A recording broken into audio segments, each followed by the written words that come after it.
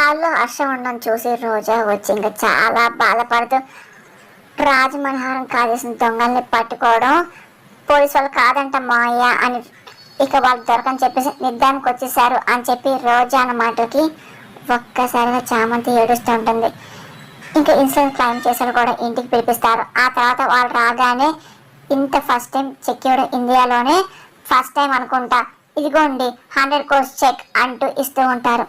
ఇంకా రోజా చాలా సంతోషం చెక్ తీసుకోపోతుంది. హర్ష రమాదేవి ఇంకా చాలా బాధపడుతూ ఉంటారు.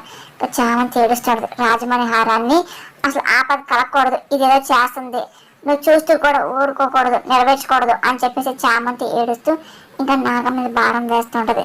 చామంతి ఇంకా అలాగే చూస్తూ ఏడుస్తుంది. ఎప్పుడైతే చెక్ సంతోషంగా రోజు తీసుకుపోతుందో ఒక్కసారిగా పొట్టండి చాలా పెద్ద కాంతి వస్తుంది, వెలుగు వస్తుంటుంది.